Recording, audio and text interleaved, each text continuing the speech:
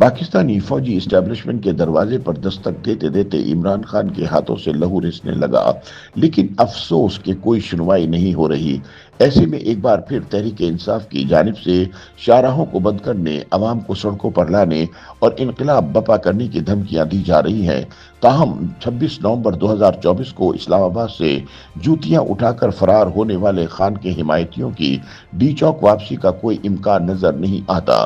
روزنامہ جنگ کے لیے اپنے تازہ سیاسی تجزیے میں عرفان صدیقی ان خیالات کا اظہار کرتے ہوئے کہتے ہیں کہ اپریل 2022 میں تحریک عدم اعتماد کے ذریعے محروم اقتدار ہونے کے بعد تحریک انصاف کے سامنے ایک راستہ تو وہی تھا جو جمہوری فکر کی حامل سیاست کا وسیع تجربہ رکھنے والی بالغ فکر جماعتیں اختیار کیا کرتی ہیں۔ وہ اپوزیشن بینچوں پر بیٹھ جاتی اور صرف 2 ووٹوں کی برتری سے قائم مخلوط حکومت کا ناقدہ بند کیے رکھتی اور سائفر جیسے ناٹک رچانے اور فوج کو نشانے پر رکھ لینے کے بجائے تحمل اور استقامت کے ساتھ انتخابات کی طرف پیش قدمی کرتی۔ لیکن گزشتہ 3 برسوں میں عمران خان اور ان کی تحریک انصاف کے سیاسی سفر کو ایسا سفر رائگاں قرار دیا جا سکتا ہے جو قومی سیاست میں داستان عبرت بن چکا ہے۔ پی ٹی آئی کے اس سیاسی سفر کے ہر صفحے پر اس کے بانی کی بے حکمتی، انا پرستی، ہٹ دھرمی، خود شکنی اور سیاسی فہم و فراست سے محرومی کے نوشتے رقم ہیں۔ عرفان صدیقی یاد دلاتے ہیں کہ اپنے خلاف تحریک عدم اعتماد کی چاپ سنتے ہی عمران خان نے پہلے ہدف کا تعین کرتے ہوئے تحریک عدم اعتماد کو حکومتی تبدیلی کی عالمی سازش قرار دے دیا۔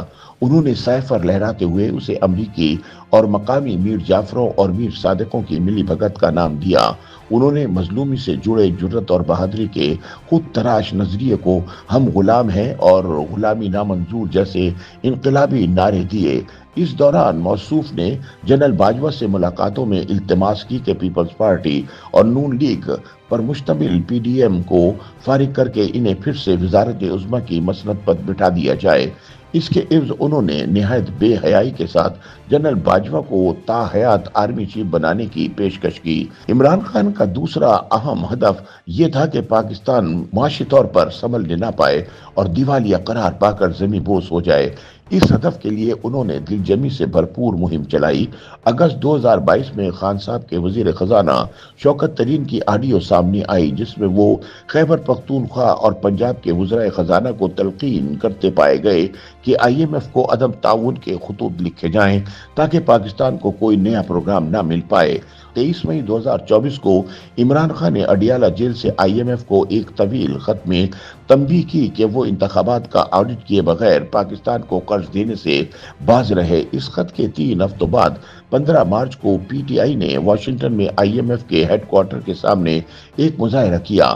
فروری 2025 میں عمران خان کے حکم پر پی ٹی آئی کے مرکزی رہنما عمر ایوب نے آئی ایم ایف کے کنٹری ہیڈ برائے پاکستان سے ملاقات میں ایک فتنہ پرور خط حوالے کیا جس کے ساتھ پاکستان کی غزہ جیسی صورتحال بارے ایک بھاری بھرکم ڈوزیئر بھی منسلک تھا۔ عرضداشت یہ تھی کہ پاکستان کو دیوالیہ پن کے بحر ظلمات میں غرق ہونے دیا جائے۔ پاکستان کی معاشی ناکہ بندی کے لیے عمران خان نے جنوری 2024 میں سمندر پار پاکستانیوں سے پرزور اپیل کی کہ وہ اپنی رقوم پاکستان نہ بھیجیں۔ یہ اپیل عین اس دن جاری کی گئی جس دن پی ٹی آئی اور حکومت کے مابین مذاکرات کی بساط بچھ رہی تھی۔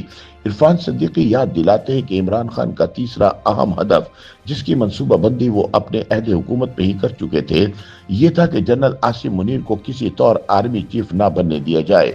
آئی ایس آئی کا سربراہ ہوتے ہوئے دراصل جنرل عاصم منیر سے 2 گستاخیاں ہو چکی تھیں۔ پہلی یہ کہ انہوں نے ٹھوس شواہد اور دستاویزات کے ساتھ وزیر اعظم عمران کو بتایا کہ ان کا گھر کرپشن کا گڑھ بن چکا ہے۔ دوسری یہ کہ نیک نفس جرنیل نے 2 ٹوک انداز میں انکار کر دیا کہ وہ خان صاحب کے سیاسی مخالفین کے خلاف جاری مقدمات بنائیں اور انہیں جیل میں ڈالیں۔ چنانچہ عاصم منیر سے عمران کی خفگی اتنی بڑی کہ انہیں صرف 7 ماہ 21 دن بعد ہی D G I S I کے منصب سے ہٹا کر کنیز حرم جیسا کردار ادا کرنے والے فیض حمید کو کمان سونپ دی گئی۔ आसिम मुनीर को आर्मी चीफ बनने से रोकने के लिए खान साहब ने आखिरी फैसला कुन यलगार तकर्रुरी के ऐलान से 2 दिन कबल की, जब वो जख्मी टांग लिए थका देने वाले सफर तय करके रावलपिंडी पहुंचे और GHQ के बाहर धरना देने का ऐलान किया। लेकिन शुमई किस्मत के अवाम का मजमा 1000 से आगे ना बढ़ पाया, लिहाजा मौसूफ मायूस होकर वापस चले गए। जनरल बाजवा ने आखिरी लम्हे तक आसिम मुनीर की भरपूर मुखालिफत की, लेकिन एक फैसला लोहे कज़ा व कदर पर कुंदा हो चुका था। दूसरी जानिब इमरान और फैज हमीद गठजोड़ ने हिम्मत न हारी। 9 मई 2023 को 300 के लगभग फौजी तंसीबात, फिजाइया के अड्डों और शहदा के मज़ारों की ताकत व ताराज भी फौज के अंदर इर्ताश पैदा करके आसिम मुनीर का तख्ता उलटने की साजिश थी। सैयद आसिम मुनीर से मुखासमत के साथ साथ खान साहब ने जस्टिस काजी फाइज ईसा को भी नेज़े पर रखा हुआ था। उनके चेहरे पर रुसवाइयां थोप कर घर भेजने के लिए बड़े पापड़ पेले गए, लेकिन काजी साहब वक्त आने पर चीफ जस्टिस बने और पूरी तमकनत के साथ अपनी मयाद पूरी की। इमरान खान ने अपने ढब की अदलिया तख्लीक करने के लिए भी बड़े जतन किए। इस्लामाबाद हाई कोर्ट से 6 जज साहिबान का मकतूब गिरामी तुलू होने के बाद अडियाला जेल से भी रंगारंग खतूत आने लगे। फिर खुद अदालतें भी मश्क सुखन में शामिल हो गईं। खान साहब की शाखे आरजू पर कौपलें फूट रही थीं कि 26वीं आईनी तरमीम आ गई और इनकलाब झाग की तरह बैठ गया।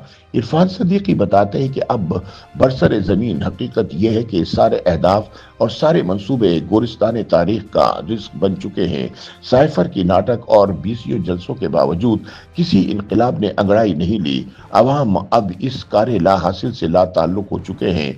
फाइनल कॉल की बड़ी हजीमत ने पीटीआई की दस्तों बाजू की कुव्वत का भांडा फोड़ दिया। IMF का प्रोग्राम कामयाबी से जारी है। मईशत अपने पांव पर खड़ी हो चुकी है और अल्लाह के फजलो करम से दिवालियापन का खतरा भी पीछे रह गया है। खान साहब की अपील के बावजूद समंदर पार से तरसीलात ज़र नए रिकॉर्ड कायम कर रही है। सैयद आसिम मुनीर भारत के खिलाफ जंग में फतेह मुबीन के बाद फील्ड मार्शल के बुलंद तरीन मनसब पर फायज हो चुके हैं। खान साहब की सिपाही सोशल मीडिया का निशाना बनने वाली पाक फौज अहले वतन के दिलों के बहुत करीब आ गई है।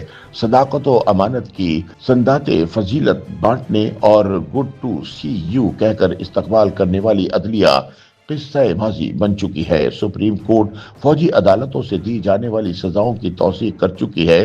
सुप्रीम कोर्ट की हिदायत के मुताबिक 14 अगस्त तक इंसदात दहशतगर्दी की अदालतें 9 मई के मुलजिमों के मुकद्दर का फैसला करने जा रही हैं।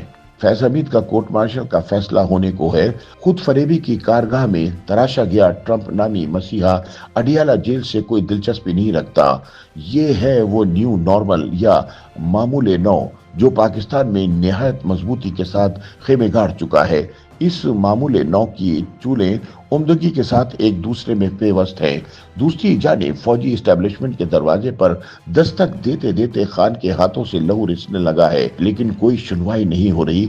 ऐसे में एक बार फिर शाहराहों को बंद करने, अवाम को सड़कों पर लाने और इनकलाब बपा करने के मंसूबे बन रहे हैं। ताहम 26 नवंबर को इस्लामाबाद से फरार होने वाले इमरान खान के हिमायतियों की डी चौक वापसी का कोई इम्कान नजर नहीं आता। YouTube पर गूगली न्यूज देखने के लिए youtube.com की सर्च बार में गूगली न्यूज TV टाइप करें। गूगली न्यूज के पेज पर सुर्ख रंग के सब्सक्रिप्शन वाले बटन पर क्लिक करना ना भूलिए। YouTube पेज पर अपलोड होने वाली वीडियोस से बाखबर रहने के लिए बेल आइकन पर क्लिक कीजिए। आपको हर नई वीडियो के बारे में नोटिफिकेशन मौसूल हो जाएगा।